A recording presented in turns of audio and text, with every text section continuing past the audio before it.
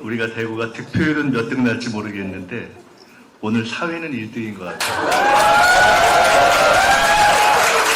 최근 여러 가지 상황을 보면서 궁금하기도 하고 걱정들도 좀 있으시잖아요. 뭐 어떤 분들은 사법 내란이라고 표현하기도 하고 어떤 분들은 대법원 쿠데타라고도 표현하기도 하고 어떤 분들은 5월 15일 날 이제 고법에서의 그 기일을 두고 그때 혹시 여러 가지 흉흉한 시나리오가 있으니까 과연 우리 이재명 후보가 6월 3일 대선 이제 결과 발표할 때까지 잘 유지될 수 있느냐 이런 걱정도 하시는 분도 있잖아요. 아무 문제 없이 이재명 후보는 대통령이 될 것입니다. 그렇다고 해서 상대가 착해서 그렇다 이런 것은 아닙니다. 저희들이 원래도 알고 있었지만은 비정상적인 사고를 윤석열 씨가 비정상적인 사고를 가진 한덕수 대행을 거쳐서 이제 비정상적인 사고를 가진 조희대 대법원장에 이르기까지 이 사회의 기득권 카르텔이 움직이고 심지어 하다 안 되니까 칼로 죽이려고 하다가 계엄으로 죽이려고 하다가 고깃밥을 만들려고 하다가 이제는 안 되니까 무투표 당선을 위해서 아예 후보를 아웃시키려고 하는 그러한 의도를 가지고 있다는 것을 저희들이 다 파악했고 그리고 저희들이 그 모든 것에 어떻게 대응할 것인가 하는 것을 아주 체계적이고 아주 진지하게 그리고 그러면서도 아직 충분히 상황을 파악하지 못하고 계시는 국민들이 더 많이 이해할 수 있는 그 과정까지도 충분히 알리는 것까지도 고려하면서 저희들이 시기에 늦지 않게 근본적으로 이재명 후보를 죽이려고 하는 그러한 음모에 대해서 확고하게 대처할 생각을 가지고 있다. 민주당은 과거의 민주당이 아니고 이재명 후보도 과거의 이재명 후보가 아니기 때문에 우리 한국 역사에서 때로는 김대중 대통령 이전에 우리가 백범 김구를 흉탄에 잃기도 하고 조봉암이 재판에 당하기도 하고 노무현이 대통령이 된 이후에 검찰의 공세에 당하기도 했지만 다시는 그런 일은 없다. 민주당도 이재명도 당하지 않을 것이다. 이재명은 6월 4일에 대통령이 될 것이다. 이렇게 말씀드립니다. 왜 그런가? 이재명이 훌륭해서 그럴 수도 있겠죠. 민주당이 훌륭해서 그럴 수도 있겠죠. 그러나 근본적으로는 국민이 과거의 국민이 아니기 때문입니다. 우리가 지켜보고 있지 않습니까? 물론 차이가 있겠습니다만은 오늘 어떤 여론조사에 의하면은 대구에서도 민주당 지지율, 이재명 후보의 지지율이 44%, 과거에 비해서 훨씬 높은 지지율을 이렇게 올라갔다 이런 얘기가 나왔습니다. 참으로 흥미롭게도 죽이려고 하는데 상대는 이재명은 죽지 않습니다. 윤석열을 저들이 풀어줬는데 풀어주고 나니까 국민은 더 분노했고 정권 교체의 욕구는 더 높아졌습니다. 대법원을 이용해서 죽이려고 했는데 그 이후에 정작 죽고 있는 것은 대법원입니다. 국민들은 정권 교체를 정말 해야 되겠구나 이런 각오를 더 다지고 있어서 결과는 대법원이 저런 일을 하기 전에 벌어졌을 격차보다도 더 큰 격차로 우리는 이길 것이다 이렇게 말씀드립니다. 왜 이러한 일이 일어나고 있는가? 첫째, 이재명 후보에 대한 지지가 이제는 잔수로 움직일 만큼 그렇게 약하지 않습니다. 단단합니다. 두 번째로 국힘이 그 표를 받아 안을 만큼 안정적이지 않습니다. 국힘은 끝났습니다. 제가 한 6개월 전부터 국힘의 후보는 김문수 후보가 될 가능성이 높다 이렇게 했습니다.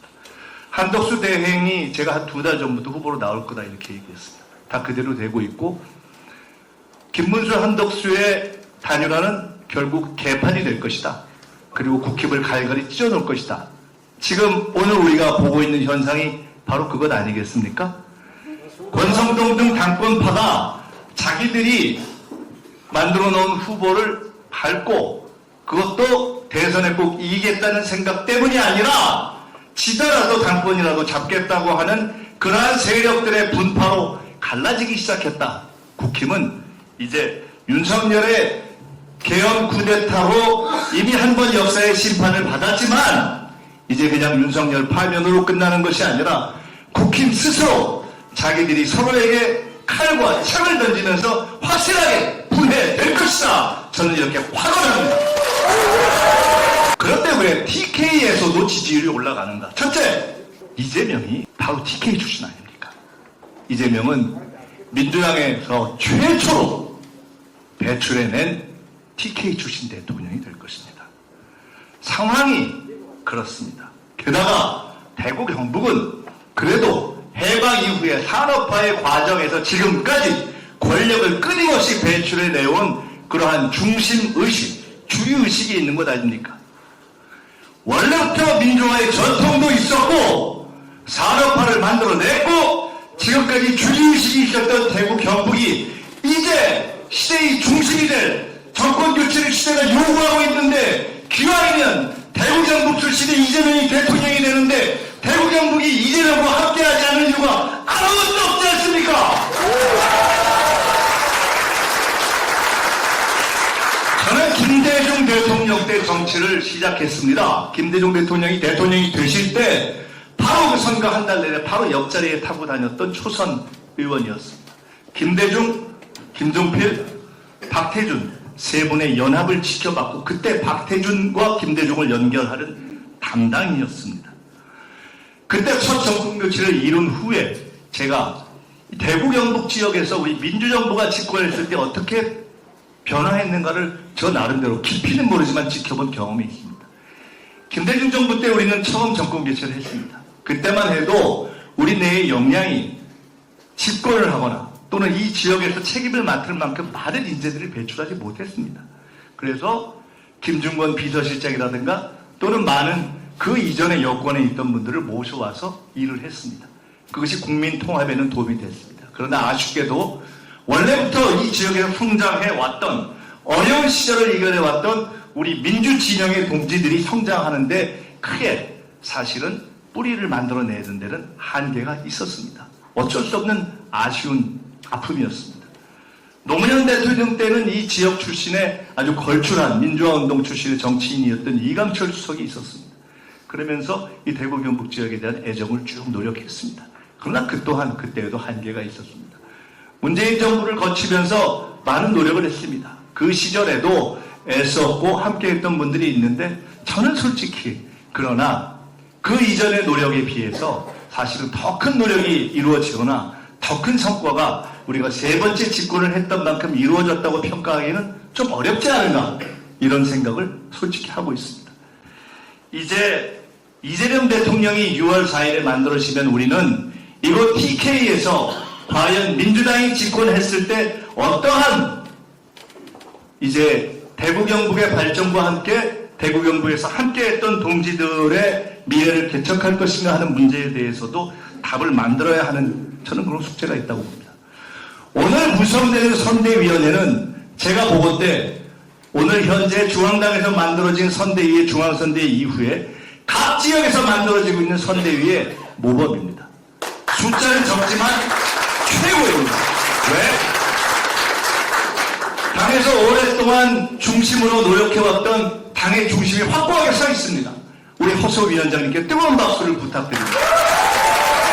시민사회에서 우리 사회의 발전을 위해서 애써왔던 분들이 한 번도 참여하지 않았던 분들이 참여하셨습니다. 이재동 변호사님, 최봉태 변호사님, 김재훈 교수님, 정학래 중장님 이런 분들이 참여하신 것을 보고 저는 놀랐습니다. 공동위원장으로 함께 참여해 주신 우리 공동위원장님들께 다 우리 지역위원장님들 계시지만 외부에서 함께 참여해 주신 분들께 특별한 박수를 부탁드립니다. 거기다가 우리 든든한 또 이 지역의 형님 우리 홍일화 위원님이 제가 들어보니까 농사를 짓다가 왔다는 건 뻥이고 기껏 해봐야 상추 좀 심다가 이렇게 오셔가지고 동지들과 함께 이기겠다고 돌아오셨습니다. 우리 홍일화 위원장님께도 박수를 부탁드립니다. 그리고 특별히 제가 김대중 대통령 때 새천년 민주당이라는 것을 우리가 처음으로 여당이 됐을 때 창당, 영입, 여론조사, 공천자금을 직접 다 대통령의 명을 받고 했었습니다. 그 이전까지는 야당만 했던 민주당이 국민회의에서 최초로 새천년을 가자는 큰 꿈을 갖고 새천년 민주당을 만들어서 지금 저 애경의 장영신 회장님부터 시작해서 이 사회의 쟁쟁한 모든 인물들을 다 끌어들여서 정말 통합적인 정당을 만들었던 적이 있습니다. 근데 그때처럼 참으로 또 이제 새로운 길을 만드는데 그동안 우리와 길을 달리했던 분들이 참여하셨습니다. 대통령 후보 당선 이후에 현충원을 갔을 때 이승만 박정희 묘소를 가냐 안 가냐 기자들이 관심이 있었는데 거기를 가면서 박태준 총리의 묘소를 참배했습니다. 굉장히 의미가 있었던 행보였습니다. 김대중의 입장에서 보는 것이 아니라 박태준의 입장에서 본다면 박태준은 군 출신이고 산업화의 기수이고 박정희의 충신이고 그런데 정권 교체를 해야 할 시대가 됐다는 것을 인정하고 보수지만 이제 진보의 정권 교체의 시대가 됐다는 것을 이해하고 함께 손잡고 나라의 위기 IMF를 극복하고 경제를 살리고 그리고 경제를 함께 살렸던 그러한 분입니다. 애국심이 있었고 저는 너무 존경하는 분이어서 그날 이재명 후보께 갑시다 했더니 흔쾌하게 가셨고 그리고 그것은 저는 김대중, 김종필, 박태준이 연합해서 바로 지금처럼 나라가 어려울 때 건강한 보수가 건강한 진보의 손을 잡고 힘을 합쳐야 한다라는 것을 보여준 하나의 모델이었다고 생각합니다. 그 행보 이후에 영남 지역의 보수 언론들이 제게 많은 전화를 해주셨습니다. 이재명 대표가 정말 잘했다.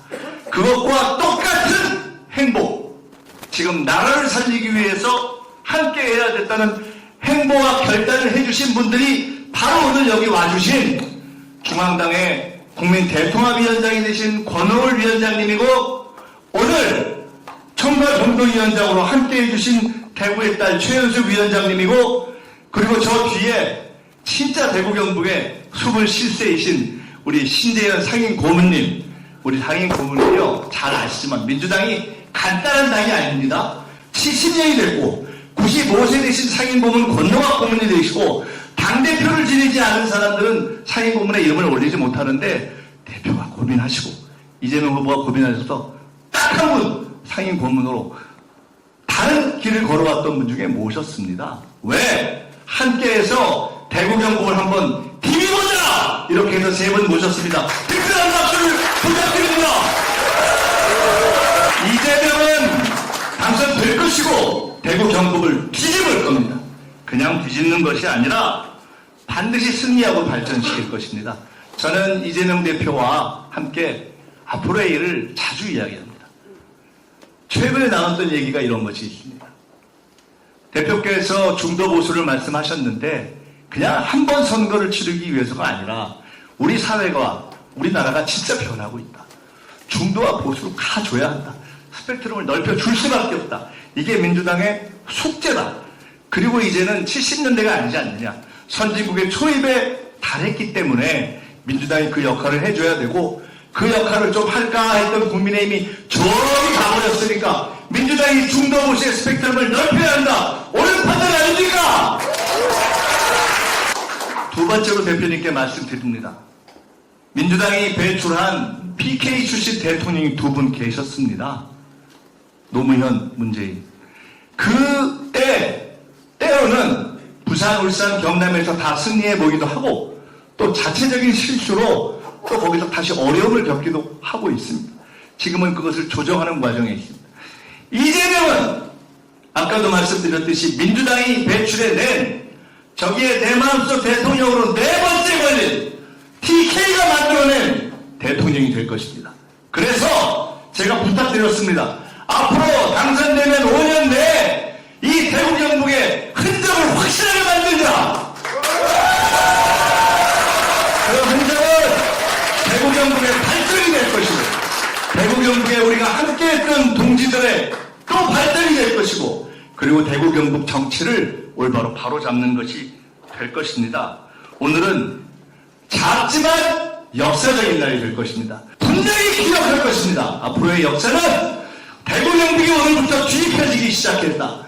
우리가 승리하고 5년 동안 이재명은 일을 확실하게 잘하기 때문에 반드시 대구 경북의 시도민들로부터 평가받고 다음 지방선거에 다음 총선에 대구 경북을 확실하게 돌파해서 민주당의 깃발을 꽂는 왜 대선 얘기를 안 하느냐. 대선에서는 반드시 승리할 것이 확실하기 때문에 대선, 지선, 총선에서 민주당이